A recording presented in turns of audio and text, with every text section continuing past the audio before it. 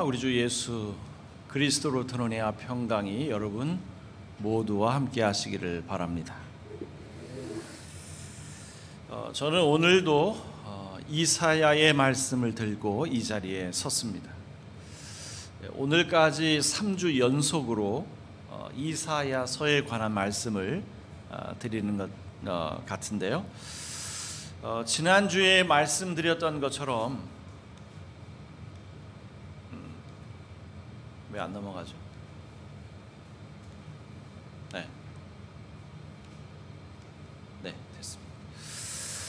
지난주에 말씀드렸던 것처럼 이사야는 총 66장이나 되는 대예언서입니다.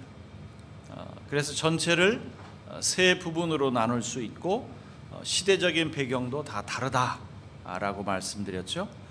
지난주일 그리고 그 전주일에 말씀드렸던 부분은 제2 이사야에 속한 부분이고 바벨론 포로 시기의 내용을 담고 있었던 내용이라고 한다면, 오늘 우리가 다루게 될 이사야 9장은 제1 이사야에 속해 있고요, 바벨론 포로 이전 시기의 내용을 담고 있습니다. 제1 이사야라고 불리는 이사야 선지자는 기원전 8세기에 살던 인물입니다. 그러니까 지금부터 약 2700년 전의 시간을 거슬러 올라가야 만날 수 있는 인물이죠. 우리가 200년 전의 이야기를 하는 것도 참 어려운 이야기인데 우리는 지금 2700년 전의 이야기를 해야 합니다. 그래서 그 오래전 상황을 정확히는 아닐지라도 어느 정도는 좀 알아야 이사야가 사용한 언어를 우리가 좀 이해할 수 있지 않을까 싶어요. 2절 말씀을 우리가 다시 한번 읽어보면, 흑암에 행하던 백성이 큰 빛을 보고 사망의 그늘질 땅에 거주하던 자에게 빛이 비치도다. 이 말씀에 보면 지금 흑암에 행하던 백성, 또 사망의 그늘진 땅에 거주하던 자, 이런 표현들이 나오고 있어요. 그러니까 지금 이런 표현들은 2700년이라는 긴 시간을 사이에 두고 지금 여기에서 그 의미를 정확하게 파악하기란 참 어려운 일이겠죠. 다만 우리는 이사야가 살던 그 역사적인 상황, 그리고 또 하나 이러한 표현들을 둘러싸고 있는 문장 전체의 문맥, 이러한 정황적 판단으로 어느 정도는 그 의미에 가깝게 접근할 수 있지 않을까 싶어요. 여러분 1절에 보면 두 지명의 이름이 나옵니다. 제가 지도를 좀 보여드리면 스불론 그리고 납달리라고 하는 지역이 나오죠. 이 지역은 아수르, 이 북왕국을 공격했던 그 아수르가 공격해서 제일 먼저 점령했던 지역입니다. 그래서 이 지역에 살던 주민들은 아수르로 포로로 잡혀갈 수밖에 없었죠. 그러니까 어둠 속에서 고통당하던 백성, 이런 이야기를 하면서 이 두 지역을 언급했다라고 하는 것은 외세의 침입과 정복으로 인해서 겪었던 그 주민들의 고통을 말하려고 했던 것이 아닐까, 우리가 이렇게 이해할 수 있는 대목이죠. 따라서 2절로 이어지는 흑암의 백성, 흑암에 행하던 백성, 그리고 사망의 그늘진 땅에 거주하던 자, 이런 표현들은 삶의 근간을 잃어버린, 혹은 삶의 토대가 뿌리채 흔들린 절망적인 상황을 표현한 것임을 우리가 알 수 있습니다. 절망적인 상황. 여러분, 러시아가 이 우크라이나를 침공한 이후에 영토를 빼앗긴 지역의 주민들을 한번 생각해 보세요. 헤르손, 마리우폴, 도네츠크, 루안스크, 이러한 우크라이나 동부 지역과 남부 지역의 많은 도시가 러시아에 의해서 점령당했던 그런 아픔이 있었죠. 여러분, 러시아가 그 지역을 점령한 이후에 벌어졌던 끔찍한 일들을 우리는 뉴스를 통해서 간간히 들을 수 있었죠. 근데 여러분, 그들이 그 지역에 거주했던 사람들이 당했던 고통을 우리가 뉴스를 통해서 얼마나 이해할 수 있을까요? 얼마나 알 수 있을까요? 100분의 1, 1000분의 1, 만분의 1도 안 될 겁니다. 다행인 것은 최근에 이 우크라이나가 점령당했던 그 도시들 다시 탈환했다라고 하는 소식이 전해져서 무척 다행입니다만, 아직도 수복하지 못해서 여전히 고통과 절망 속에 시달리는 주민들이 있단 말이죠. 이들이 바로 이사야가 말했던 흑암의 백성들, 사망의 그늘진 땅에 거주하던 자들이 아니겠는가라는 거죠. 이사야 선지자가 표현한 흑암에 행하던 백성, 사망의 그늘진 땅에 거주하던 자들, 이런 모든 사람들은 한마디로 절망에 갇힌 자들이라고 표현할 수 있을 것 같아요. 절망에 갇힌 자들. 그런데 그들이 큰 빛을 보았고 그들에게 빛이 비쳤다라고 지금 이사야는 예언하고 있는 겁니다. 하나님께서 그들에게 큰 기쁨을 주셨고 그들을 행복하게 하셨다, 이렇게 예언하고 있어요. 그리고 이사야의 이 예언은 오늘 우리가 읽은 복음서 마태복음에서 다시 선포되고 있지요. 스불론 땅과 납달리 땅과 요단강 저편 해변 길과 이방의 갈릴리여, 흑암에 앉은 백성이 큰 빛을 보았고 사망의 땅과 그늘에 앉은 자들에게 빛이 빛이었도다 하였느니라. 여러분, 지도에서 보시는 것처럼 스불론과 납달리가 있는 지역에는 뭐가 자리하고 있어요? 갈릴리 호수. 그래서 그 지역을 우리가 뭐라고 부르냐면 갈릴리 지역이다, 이렇게 우리가 부릅니다.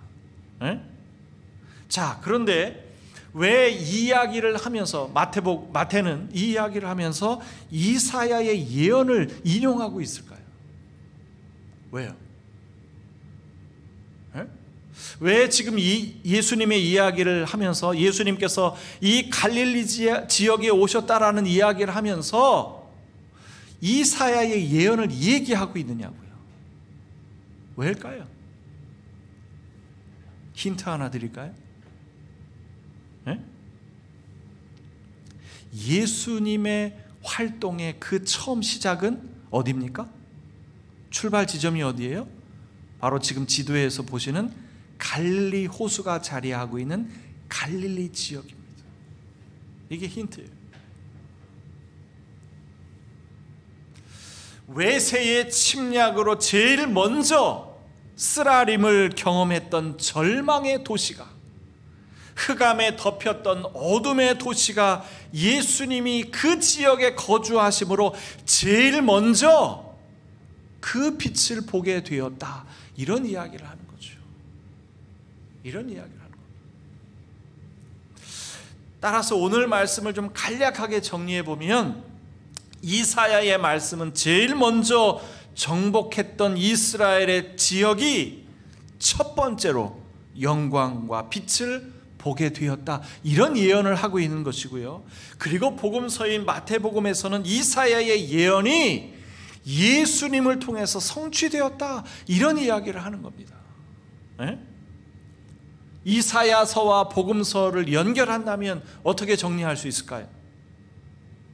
절망 가운데 있는 사람들이 빛을 보게 되었다. 그로 인해서 그 절망에서 벗어날 수 있게 되었다, 이런 이야기를 하는 거죠. 자, 오늘 말씀을 해석하고 이해하는 것은 그리 어려운 일이 아닙니다. 그렇죠? 어려운 게 아니에요.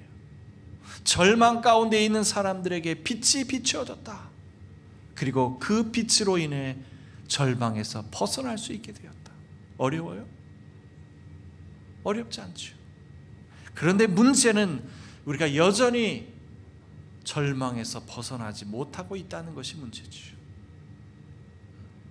예수님이 빛으로 우리에게 오셨다는 사실을 알겠고 그 예수님이 절망에서 우리를 벗어나게 해주는 참된 구원자라고 하는 것은 알겠는데 왜 우리는 여전히 절망에서 벗어나지 못하고 있는 걸까요? 이게 문제죠. 여러분, 절망하면 제일 먼저 떠오르는 인물이 있지 않습니까? 누구예요? 네? 덴마크의 실존주의 철학자 키에르케고르. 우리는 태어나는 순간부터 병을 앓는다. 죽음에 이르는 병, 그것은 절망이라는 이름의 치명적인 병이다. 키에르케고르는 이렇게 말하죠. 그리고 이 절망을 겪지 않는 인간은 아무도 없다. 다만 그 절망의 형태를 몇 가지로 구분하고 있어요. 첫 번째는 어떤 인간은 자기 자신이 절망에 빠져 있는 것조차 모르고 살아가는 사람들이 있다는 겁니다.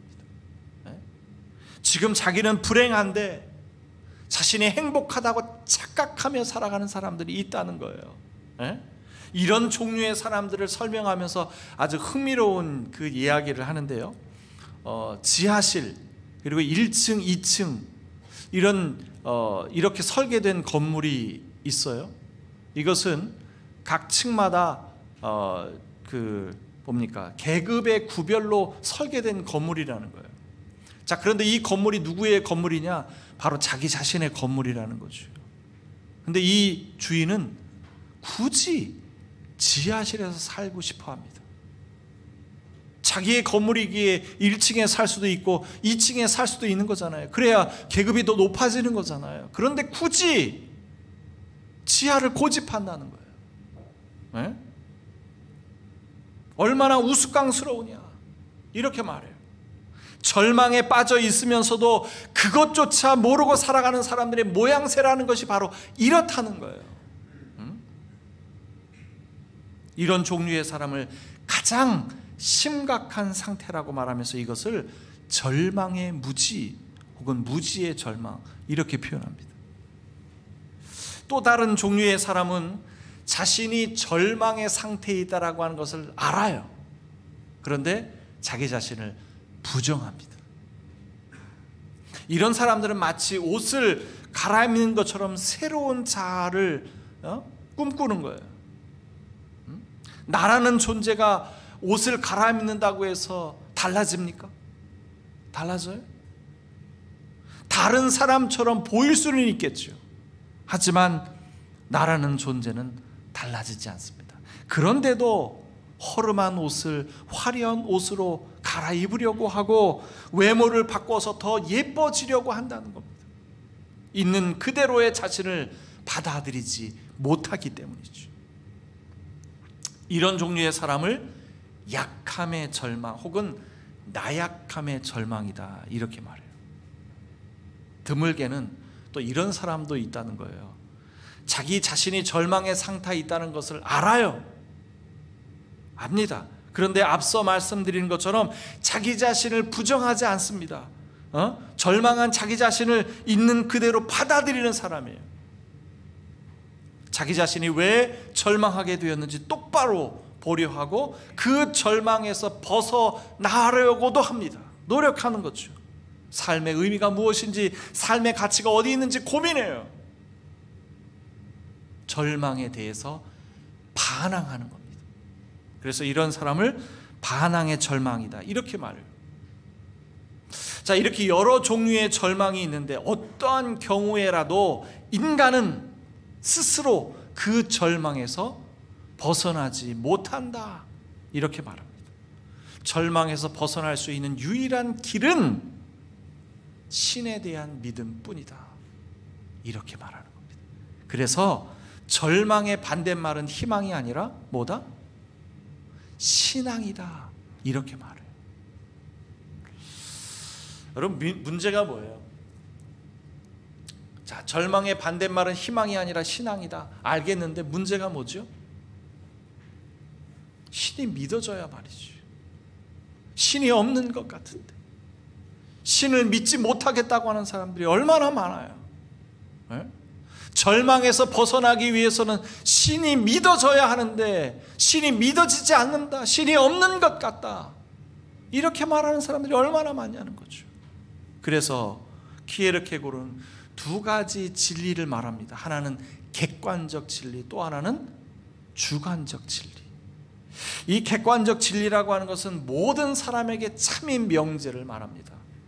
예를 들면 지구는 둥글다. 맞아요, 틀려요? 지구는 둥글다. 지금은 우주 시대를 연 이후에는 우리는 지구의 모습을 볼 수 있잖아요. 그죠? 과거에는 뭐 지구의 모습이 어떻게 생겼는지 모르니까 엉뚱한 소리를 했지만 지금은 지구를 볼 수 있잖아요. 우주 밖에서 지구를 촬영해 보니까 지구의 모습이 어때요?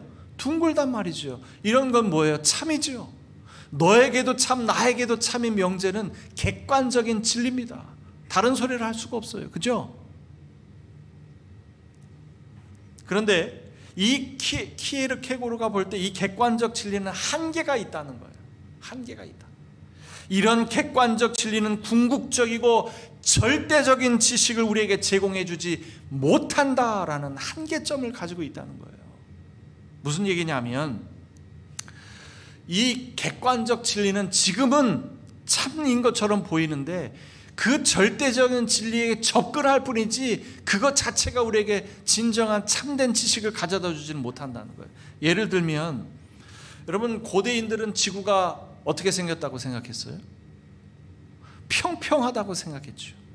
둥근 게 아니라 평평하다고 생각했어요. 그리고 지구가 도는 게 아니라 태양이 지구 주변을 돈다고 생각을 했죠.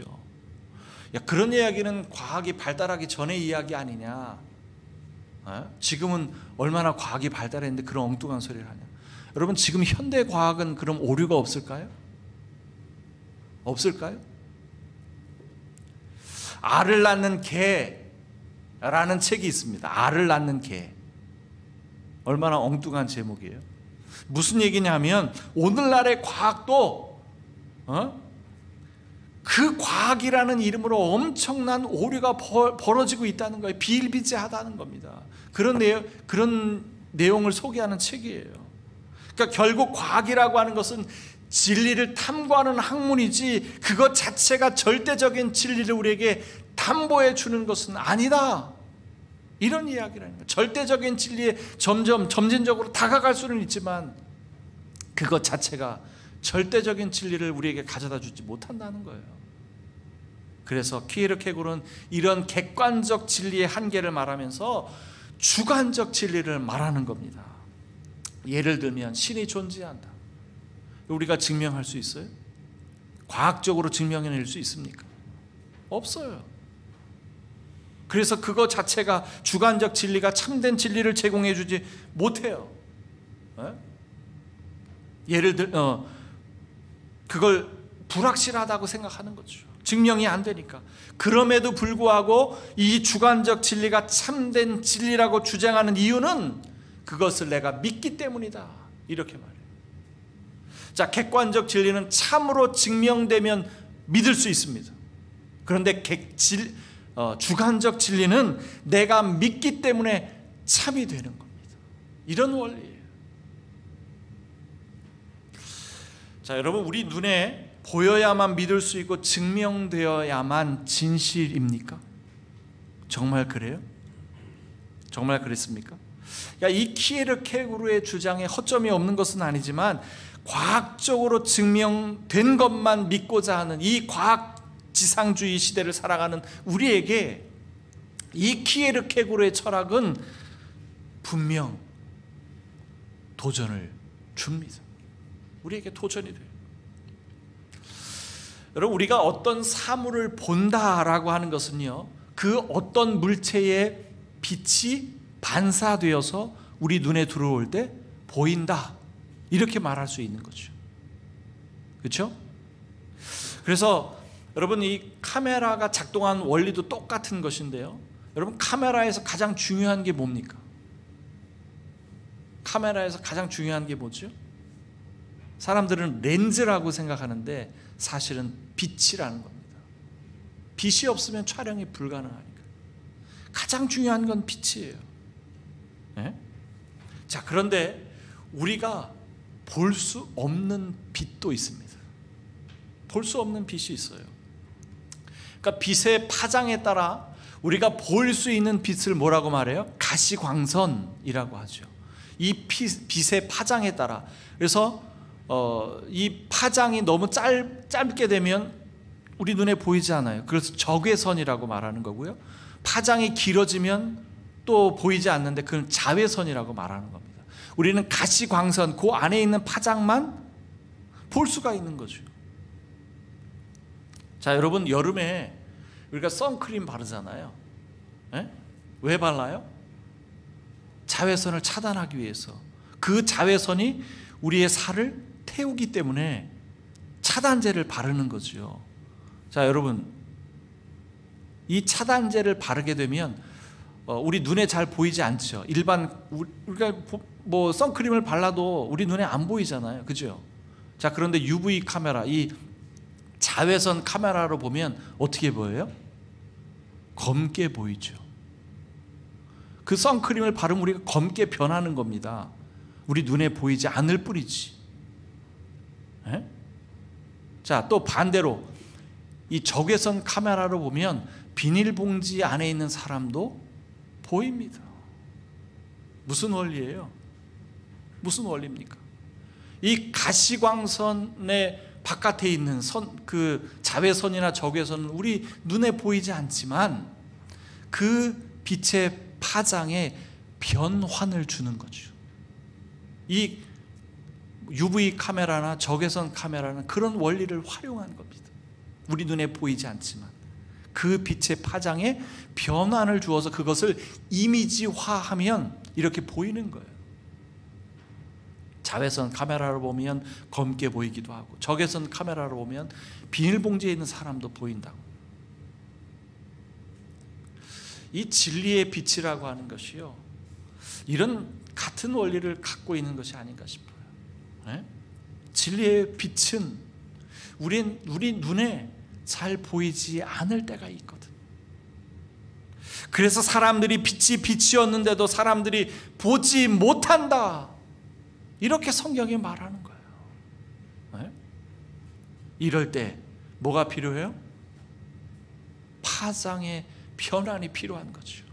그래야 보이는 거잖아요. 응? 보이지 않던 빛이 잘 보일 수 있도록 이 빛의 파장에 변환을 주는 겁니다. 그 변환이 뭐예요? 그 변환이 뭡니까? 믿음이라는 거죠. 이 믿음을 통해 우리는 변화를 줄 수 있고 보이지 않던 것을 볼 수 있게 된다는 겁니다. 그 믿음이 진리의 빛을 보게 할 것이고 그 빛을 본 사람들은 모든 인간이 경험한 절망에서 벗어날 수 있다라는 겁니다. 다시 한번 묻겠습니다. 우리는 왜 절망에서 벗어나지 못하는 걸까요? 그 답을 쉽게 찾을 수는 없겠지만 제가 드릴 수 있는 말씀은 그 절망에서 벗어날 수 있는 진리의 빛이 우리에게 비쳤다는 사실, 그리고 그 진리의 빛은 바로 예수 그리스도라는 사실, 이것이 오늘 우리에게 주어진 본문 말씀의 메시지라는 사실입니다. 여러분은 진리의 빛이 잘 보이십니까? 그 빛이 빛이었는데도 우리가 볼 수 없다면 파장의 변환이 필요하겠죠. 그 변화는 바로 오직 믿음뿐입니다. 모든 지각에 뛰어난 하나님의 평강이 그리스도 예수 안에서 여러분의 마음과 생각을 지킬지어다.